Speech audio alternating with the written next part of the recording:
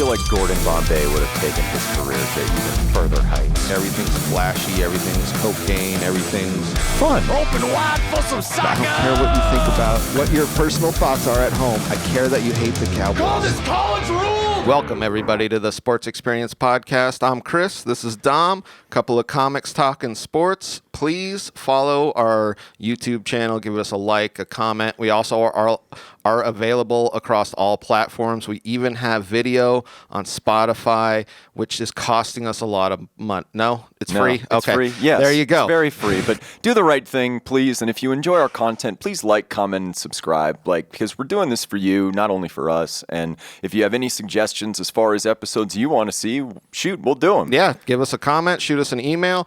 But we're in the midst Yes, we are, man. of a block of father and sons. And I'll tell you what, if we talked about Ken Norton Sr. last time, that means Ken Norton Jr. That's right. With that forehead. All I ever remember is that massive forehead and that jaw. Oh, that jaw. He has a very identifiable face. Yes. It's It's like almost cartoony in a way, but it's chiseled. Yes. Like you wouldn't make fun of it to his face for fear of being beaten mercilessly. for fear of being defaced. Exactly. But Kenneth Howard Norton Jr., born September 29th, 1966, in Jacksonville, Illinois, just like his dad. Yeah, I like that. He that's essentially where he had his roots. Yes. You know what I mean? Mom Jeanette, as we had discussed in the previous episode, Yep. Ken, a former Marine, was the eventual heavyweight champion in professional boxing. But he was raised, as we kind of discussed, by his dad in California while he was training and coming up as a professional boxer after his parents' divorce. Raised on very little money, raised by friends and friends of the family. His dad said that he loved being a single dad so much, though, because he changed diapers, fed him, and he didn't need to learn to love his son. Well, and when he was talking about and looking back on it, he was like, yeah, it was just me and him the whole time. Yeah. And it really was, because his mom really wasn't in the picture. Like you said, they were poor, so they had like these friends and family, I think, that were helping him out, but it was very much the two of them for his whole childhood. Yeah. He had talked about, though, he never really watched his dad fight. But what he said he learned from him is he saw him getting up at 4 or 5 in the morning to train. Yes. Is he saw that discipline, that determination, that will to be the greatest in the world, and that had a very profound impact on Ken Jr. But I bet you wouldn't want your son to watch you fight. Do you know what I mean? Because Yeah. it's such a, like, I remember Brutal. I remember seeing something where, like, I think it was one of the, like, a wrestler had his kid show up and they had to be like, no, it's fake, I'm fine. And his kids were freaking out because he was just like getting body slammed. Stop, it's already dead. So I imagine real fighting might freak him out. But growing up, his dad never wanted him to box. No, Get that boxer's brain. Well, he had that where he was just like, this kind of sucks. I get it. Yeah. I want it, because I bet he could see that he was going to be a great athlete. Like, he Yeah. was, you know what I mean? But he's like, this is not the life that I want for you, Yep. because I do not want to see you getting hit in the head as many times as I. Yep. So and growing up, he never made a big deal out of his dad being famous. He was just like, no, that's my dad. I know what he does. Yep. Like, I know that he's the greatest. But his dad remarries in 1977. Kenny Jr. at this point, when he's 15, went to Kentucky to spend time with his mom. Kind of reconnect with her for a bit, but said it was very important to kind of have those moments with her to know that it just wasn't him and his dad. Yep. Even though his dad was the most important figure in his life during his adolescence. His dad encouraged him to play baseball when he was younger, but he would not let him play football until he was a junior in high school. I thought that was pretty ridiculous because of what ends up happening with him, but I imagine he was huge as a sophomore. Yeah. And the football coaches were Just like ridiculously athletic. can you please let him play football? Well, his dad had said he didn't want him to start playing football until his bones had grown. Yeah. And you know what? To me, I don't think you should. I mean, I started playing football when I was like 7, 8, tackle football. To me, I don't think you should start playing until you're like 14, 15. Football is the only sport that I never played. Okay. I played every other sport except for lacrosse, which people are like, you're white enough. And I'm like, yeah, but you don't have those off-field activities of lacrosse players that are generally associated with said sport. I'll tell you what, if I had grown up on the East Coast, we probably would have played lacrosse. Oh, yeah. But yeah, football was just, and my parents asked if I wanted to, and like my friends didn't play football. So all mine did. Yeah. We all played baseball and soccer, and then summer league basketball was our thing. That was just like what happened all the time. And so I'd never... That's one thing where some shit gets talked about football, and I'm like, I don't understand that. I didn't play it. Ben Roethlisberger's like, I want my sons to be golfers. I know. I love when they say that. You're just like, what's the least impact sport? Yeah. What will make you a lot of money and also have you... The most dangerous thing is wrestling an alligator. And I'll tell you what, the Saudis are coming in, so the money's going up. Yes, it is. Took his hand. So he starts as a junior at Westchester High School in Los Angeles, just absolutely starts dominating. By his senior year, he's a running back, has 800 rush yards, and he's a linebacker on defense. And you know who his idol was, his football idol? No, I didn't see that. Herschel Walker. Yep. And we'll get into him when Kenny makes his professional debut. That makes sense. Because he wanted to run the ball and just dominate the hell out of people. So because he's a fantastic football player, he's also a shy kid at this point. A UCLA assistant said when he was trying to get him to recruit him, Ken could barely look at him in the eye. But by his senior year, he's got that dad dick-swinging confidence of old Kenny Sr. and was an absolute freak athlete and signs with the UCLA Bruins, staying close to home. And when he gets to freshman camp, they run him through all these drills. They run him through all these athletic drills to determine basically to see who are we going to redshirt, who can contribute. Yes. And Kenny is dead set on playing running back. And when he's doing these drills, he's an absolute freak of nature. Because at this point, he's about, I would say, 6'2", 200, 220 pounds or something like that. And he wants to play running back. The problem is UCLA is stacked at running back. They have Gaston Green, who played in the NFL. I think he had a 1,000-yard season for the Broncos. Eric Ball, who played for Cincinnati for a while. And they're like, well, look, we probably can't play you at running back. Can you play linebacker? Because we have nobody there. And he's so athletic that they know they just want him on the field. And and Terry Donahue's like, the head coach is like, I have to have this guy on the field contributing. And Kenny initially is like, I don't want to play running back. Or linebacker. I want to play running back. So in 1984, with the Bruins, they go 9. And this is like almost a golden era of UCLA football. I wanted to bring this up because I felt like this is the last time that UCLA had a fucking good team. And they were amazing. They have a lot of NFLers on these squads, too, future NFLers, some of which Kenny plays with. Yep. I thought that was cool. Yeah. So 84, they go 9-3. They beat Jimmy Johnson in Miami in the Fiesta Bowl, 39-37, and finished the season ranked 9th in the AP poll. 85, they win the Pac-10, go 9-2-1, and finish number 7. They beat Iowa in the Rose Bowl. Yes. That was an ass-kicking of a game. I remember watching that on like ESPN Classic, 45-28. In 86, he leads the team in tackles with 106. They go 8-3-1. They finish 14th. And then they beat BYU in the Freedom Bowl. And then in 87, they have a new quarterback, Chris. And we've done an episode on said quarterback, actually. Well, I thought it was interesting because if you look at the way that this UCLA team was, they were like almost a dynasty in the fact that they constantly were going to bowl games and constantly winning. Absolutely. Yeah. They're arguably, in this 4-year stretch, the best team in the Pac-10. And some people were saying that if he didn't go to linebacker, their defense wouldn't have been, because he really was their best kind of like. And you have other NFLers like Darrell Henley. We need to do an episode on him. He's been in the Slammer for like 25 years. Really? Oh, dude. Yeah. He was a decent NFL player, but I mean, why he went to jail is something crazy. Yeah. So in 87, they got Troy Aikman as their new quarterback. They go 10-2. Kenny leads the team with 125 tackles. The second straight year, has an interception. They win the Aloha Bowl 20-16 against Florida. And who's on that team, Chris? The Floridas? The Floridas? The Florida Gators. Emmitt Smith. Well, this is the thing that you look at and we'll get into it, where this Cowboy team comes together where you're like, oh, these were all the best players from this like 87 year. And the guy who's coaching them was coaching basically against them every single year. I know that guy's good. Well, it's interesting as to why the Cowboys were that good. And you see it because, Kenny's idol comes into play for a big reason why. Was named an All-American, finalist for the Butkus Award, and eventually in 98 was inducted into the UCLA Hall of Fame. Oh, yeah. That's cool because... Which is important because that's where he was molded as a football player. Yeah, and this is like the last era of them being really good, and he was a huge part of 4 consecutive bowl victories. Absolutely. Which is kind of ridiculous when you look at just the way that college football was back then. Yeah. So we head into the 1988 draft.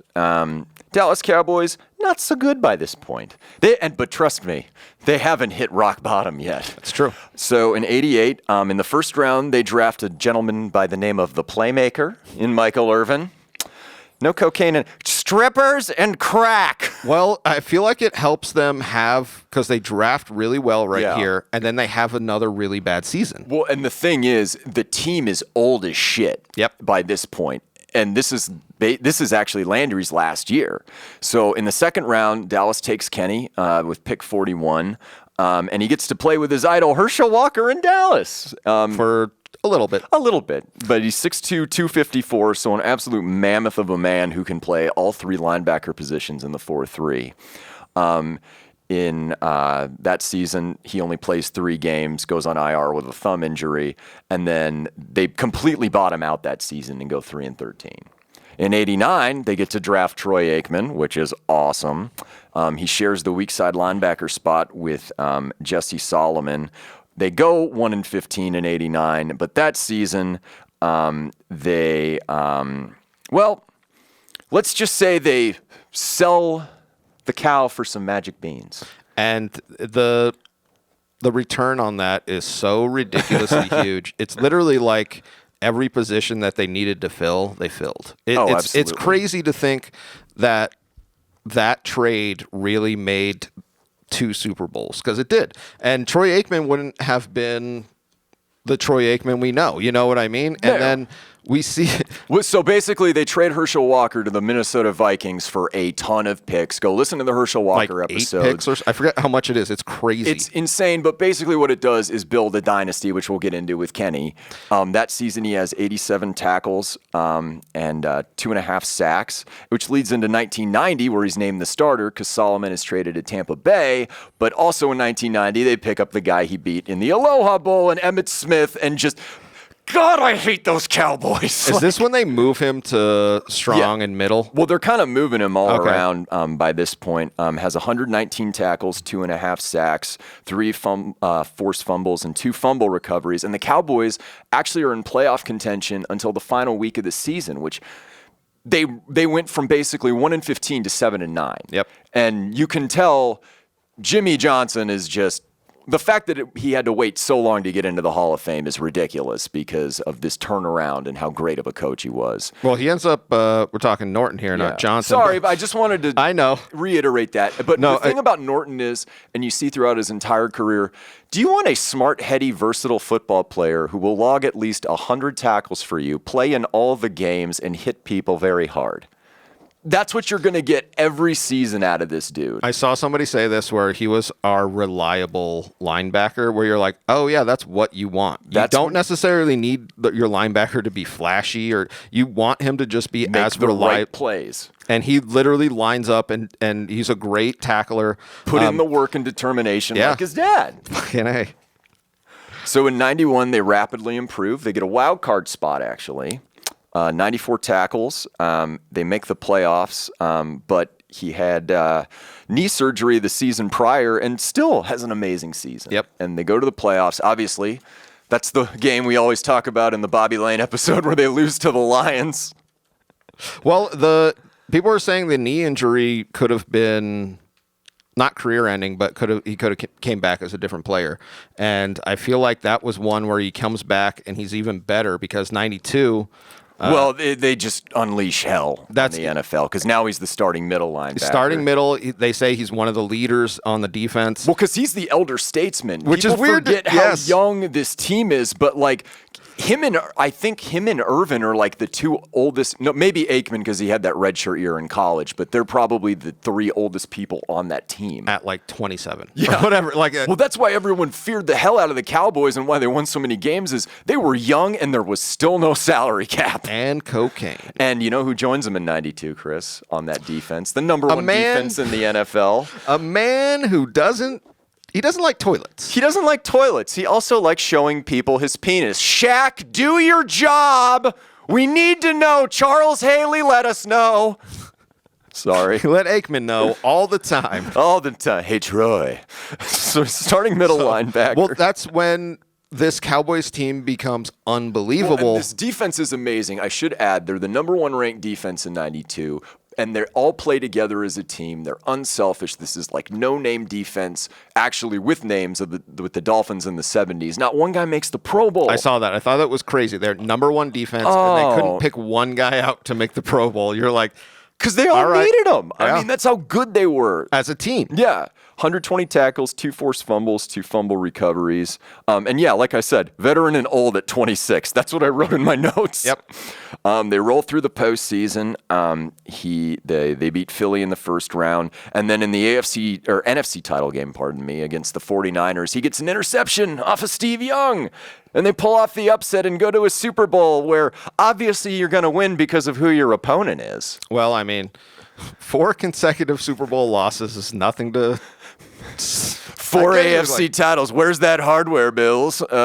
So in this game, which is an absolute ass blasting, 52-17, he has 6 tackles and actually finishes the scoring with a 9-yard fumble return. And if you watch it, it's actually a really funny... It is. It's kind of comical. It's just like a missed snap, which is so bad, and then he just kind of like keeps pushing the ball forward until he's like, all right, I can pick it up. I'm in the end zone.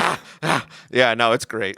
So he's a Super Bowl champion, which is fantastic. In '93, he actually makes his first Pro Bowl. This might be his best season in his career for him. And he plays through a torn biceps, leads the team in tackles with a career-high 159, has 1 interception, 1 fumble recovery, 2 sacks, and the Cowboys are the number 1 seed in the NFC. They beat Green Bay and the old dong slinger in the postseason in the first round. Then they beat San Francisco at home. All of these games are usually discussed in our Aikman and Smith episodes. And these games were just so big because you constantly kept having the 49ers meet the Cowboys. Teams. Yep. And now the Packers are wedging their way in. Yep. And then we get to the fucking Super Bowl 28. The classic losers. Yes. This was the game where Emmitt Smith in the second half where it was just like, no. The defense will get turnovers, and we just need to keep feeding Emmitt behind his mammoth offensive lineman. They overcome a 13 to, I believe, 6 halftime lead and win 30-13. Kenny has 4 tackles in the game, and he's a champion again. Well, we brought this up, but we didn't necessarily bring it up for Ken Norton's side. But the second half of this Super Bowl, oh my God, literally the Super Bowl was won by the defense. They scored 13 points. The Bills did in the first half, and then shut them out. 0. And that was and that was what Dallas's plan was because defense get turnovers. Yep. Emmitt control the clock. Holds the ball, yeah. Yeah, control the clock. They'll never see the end zone or even field goal range. No, and that's literally like their game plan was so banking on the best defense in the NFL winning it, and you were just like, oh, yeah, that makes sense. Kenny's like, Thurman Thomas, I'm making you my bitch today. And he did. Yeah. So 94 is an interesting year because Kenny, as an older man, which is weird to say, he's 28. He's 28. He's almost done. But he almost died. The problem for Dallas is the salary cap comes into the NFL, and they need to start paying players. And this is no disrespect to Kenny, but when you have the triplets on offense, you got to pay them. Well, and that's what they were saying, that people, because they literally cut all of their linebackers. Well, and they cut them or let them walk to free agency. And what was being said was they made a conscious decision as a franchise to be like, what position do we think we can get guys draft, like literally get rookies to come in, and they said linebacker, and they were wrong. Yeah. So in 94, because of the salary cap, Kenny's a free agent, and he decides there's a team out there that is sick of having their asses kicked by Dallas, and they want some veteran leadership, and they want to buy a championship. And Kenny is a very valuable piece in that. And the San Francisco 49ers go out and sign him because Dallas can't pay their stars, and they're looking to beat Dallas. And they give him like essentially the contract he deserves. That's what's so cool about this. What we see, what he does with the 49ers is he really deserves a main spot, and they give it to him. Yeah. So in '94, plays in all 16 games, 86 tackles, an interception, 1 forced fumble. Veteran leadership on that defensive side. They just go out and win 13 games. Yep. They're the best team in the NFL in '94. There's really no debate about that. They go into the postseason in a 44-15 win against the Bears, led the team in tackles in that game. Then in a 38-28 win over the Cowboys, another 6 tackles, and they head to the Super Bowl against the Chargers.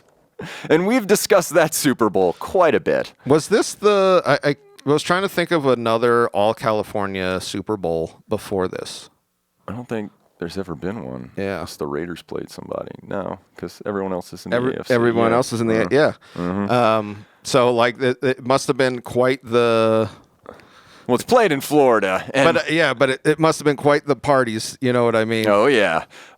6 tackles in the game. They win 49-26, just going away. They're the obvious better team. Even if the Steelers would have won that goddamn game, they would have beat Pittsburgh. I can admit that. Yeah, that 49er team kind of was just the best. Kenny wins a 3rd straight Super Bowl, and a year after leaving Dallas. Well, he's the only player to ever do that. Yeah. 3 consecutive Super Bowls. He's also, I think, one of 4 players that ever won back-to-back Super Bowls on 2 different teams. That's amazing. Which you have to say he was such an important part on these teams because of that. Well, it speaks to his character that he's a champion. You know exactly what you're going to get out of him. And a leader. That's what people kept saying, where it's just like he does stuff that doesn't come up on the stat sheet that turns into winning. With that lip guard, mouth guard, just lighting people up. That. Oh, man, and that huge face mask.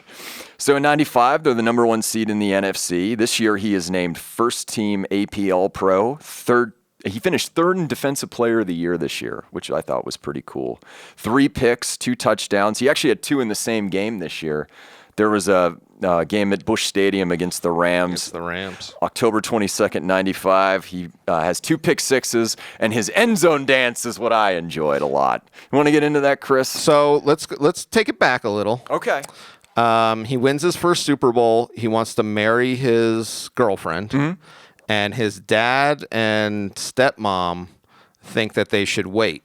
Yeah. He doesn't agree. Him and his dad actually get into like their first ever kind of like riff, and he ends up marrying his girlfriend without his dad there. Oh, geez. And he said that his dad said it hurt him so much that it kind of like broke the relationship.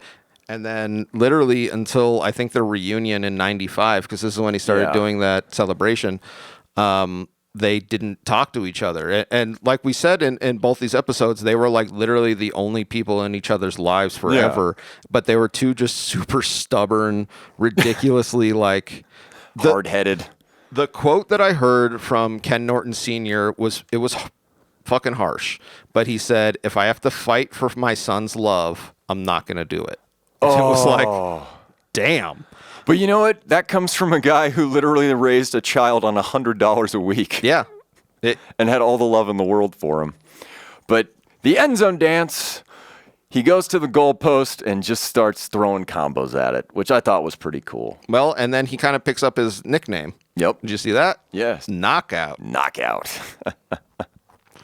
Actually, during that game, there's a great NFL films where, because during the 90s, up until 99, I don't think the 49ers ever lost to the Rams. Oh. And they had just moved to St. Louis, and then the defensive players are on the sideline, and they're like, same old Rams. And then Dana Stubblefield's sociopathic ass comes up. He's like, same old sorry-ass Rams. Oh, that's great. He led the team in tackles with 96, had 1 forced fumble and 1 sack, and they get to the playoffs as the number 1 seed, and you're thinking they're going to repeat as champions. But they don't, Chris. No. Because there's a specific team that has their number, much like his father had Muhammad Ali's number. And that is Mike Holmgren, their former offensive coordinator, a dong-slinging quarterback for the Green Bay Packers. And that's why, like we've said, this little era is so great because it's these three teams just kind of like rotating wins. Yeah, so they end up finishing losing 27-17 out of the playoffs. 96, they actually don't even win the division. Carolina wins. They go to the wild card. They're a wild card team. 127 tackles, 1 fumble recovery. Go to the playoffs. Does a good job. 14-0 on a rainy day. Beat the Eagles at Candlestick. He led the team in tackles with 11 in that game. And then they go to Lambeau to face the eventual Super Bowl champions and get absolutely dominated. It really is. When you look at this is the path to the Super Bowl like all of these years, which is why it was so much fun. But I think the thing for Norton is he's just constantly the best or second best on this defensive team. Yeah, every year he plays. He almost always has the most tackles. He almost always plays all the games. Yeah, no. 97, they're actually the number 1 seed again. Makes Pro Bowl for 3rd time. Leads the team in tackles. 96, forced fumble, 2 fumble recoveries. 49ers are really good this year. I think they're 13-3. They beat the Vikings in the playoffs because that's just what the Vikings do. He had 3 tackles and a huge score on a pick 6 to go up 21-7 in that game, a 38-22 victory. And then they play the Packers again in the NFC Championship at home. Oh, even though he led the team in tackles in that game, they lose 23-10, and the only touchdown they scored was a kickoff return touchdown by former Arizona Wildcat Chuck Levy. Yeah. With like 4 minutes left. Yeah. So, but if you look at it, a lot of these games really would have been the winner. Like the 49ers probably could have won a couple of Super Bowls if the Packers didn't just constantly kick the cheese out of them. Yes, the cheese. I like that. 98 wild card because of those dirty Burden Falcons. Led the team in tackles again, 115, 2 forced fumbles, 3 fumble recoveries, 2 sacks. They went over 12. I think they went 12-4. The only reason they lost the division was I think Atlanta won 14 games. Yeah. They make the playoffs, and they have an amazing divisional round. They finally get that Packers monkey off their back, basically. It's the game where it's back and forth, and then at the very end, Steve Young throws a touchdown to a young Terrell Owens to win the game. Sure. 30-27 in the divisional round. Had 5 tackles in that game. And then they go to Atlanta for a round 3. And as we discussed in our Garrison Hurst episode, where his foot explodes, that pretty much kills all hope for the 49ers, even though it's a close game. It really does. And this 49er team could have won some Super Bowls, but yeah, they just didn't have the luck with them. Injuries with the Packers or the Cowboys. Yep. Yeah. And he was on those Cowboys teams denying them that was the other thing. It's like, how could you, Ken? They lose 20-18. This is kind of the last gasp of those 80s, 90s 49ers teams, because in 99, Young's concussed. They go 4-12. Still has 100 tackles, but now he's 33. Yep. And he is aging, and we kind of see this right here where this is kind of like the last year that he has. In professional football. In 2000, Jeff Garcia is now their quarterback. They go 6-10, 73 tackles, a fumble recovery, and then retires after 12 seasons in the league. And if you think about it, I'll discuss his stats later. He averaged basically over 100 tackles every year, and that includes a season where he was on IR for 13 games. Mm-hmm. After his playing career, he decides to go into coaching, and he's still doing that now, Chris. I thought that was interesting, especially because you look at he becomes a linebacker coach, and this is the kind of... Where does he become a linebacker coach first, which is very interesting. He goes to USC when Pete Carroll's still there. Yes, when Pete Carroll's still there, but that's also UCLA's biggest rival. I know, which I thought was crazy but I feel like for coaching, you almost are like, yeah, all right. So he becomes linebacker coach, Pete Carroll, then... Well, I wanted to talk about this. When he's at USC starting in 2004... During this era that he's there, the linebackers that he coaches up are freaking incredible. A lot of them have future successful NFL careers. And the first year he gets there, they win the Orange Bowl and the national title. Everyone associates those USC teams with Matt Leinart, Reggie Bush, Lendale White, like all the star, sexy players. Those defenses had some damn good players and some damn good linebackers. Well, we see this literally throughout his career as a coach because he follows Pete to Seattle. They have a great linebacker core. Yeah. You know what I mean? And that is something that you're right. I feel like doesn't get enough attention where you're like, oh, some of these like smaller positional coaches need to be great to make us great. Well, yeah, they have Pro Bowlers like Lofa Tutupu and then guys like Dallas Sartz, Keith Rivers, Brian Cushing, Kaluka Maiava, Clay Matthews, an amazing player, Ray Malaluga. During this era, they win the national championship 2005. They lose the title game in 2005. 2004, they win the national championship. And then they win the Rose Bowl 3 straight years. 3 straight years! Yeah, it's pretty cool. Won it as a player and a coach. Yep. At the 2009 Combine, he sent 4 of his linebackers there with Cushing, Malaluga, Maiava, and Matthews. And after the 2009 season, USC's kind of feeling down, and probation is coming, Chris. Yes. Probation is coming for Pete Carroll, and he needs to leave. But who does he take with him? Well, he takes him to Seattle, but this is the thing that I hate with college football is they're like, no, we broke all the rules. All right, we're going to go pro now. Yep. You don't have to punish me. You can stay there and feel all the consequences of the punishment. So they go to Seattle, and he builds a Leviathan there. Yes. And like I said, with the USC, everyone associates those Seattle defenses with the Legion of Boom. Yep. But the linebackers are pretty goddamn good, too, that Kenny's coaching. You got Bobby Wagner, who will probably be in the Hall of Fame, KJ Wright, who made a Pro Bowl, and Super Bowl 48 MVP Malcolm Smith, Leroy Hill, and then Bruce Irvin is your pass rusher specialist guy. That's just the collection of talent that this guy's developed is pretty amazing. And he wins another Super Bowl. Super Bowl as a linebackers coach. I like that because he literally wins Rose Bowl and Super Bowl as coach and player. Oh, and I love man. That must feel good. That's all I'm saying. The word winner is thrown around a lot, Chris. Just a little, please. The word winner, 3 consecutive Super Bowls. God damn, that's good. Goes to the Raiders, which I thought was 2015. Yeah, as the defensive coordinator, not just linebackers coach. Yes. He helped Khalil Mack win Defensive Player of the Year in 2016.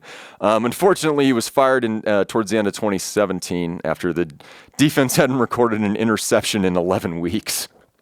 Not good, but not good. 2018, while he signs with the 49ers, he leaves after 1 week to go back to the Seahawks and be their defensive coordinator, which he held until last year. I thought that was kind of funny because he literally, if you read anything, he's just like, he signs for the 49ers, and then they all kind of collectively were like, this isn't working. And he's like, yeah, I'm going to go to the Seahawks. Yeah, right. But now, where is he at? This is why I like, because it's a nice little bow on the end of everything. Because he started his coaching career at USC, which was his alma mater's greatest rival. And now he's back at UCLA as their linebacker coach. Yep, and that's where he started in 2022, actually, so this year. Yep. As far as his stats, 191 games in the NFL, 1,272 tackles, 5 picks, 12 forced fumbles, 13 fumble recoveries, 12.5 sacks, 3 Pro Bowls, 3 Super Bowls. Hell yeah. And 1 as a coach. Yeah, and 1 as a coach. Really an unbelievable athlete. Thank you all very much. Come back. Appreciate it.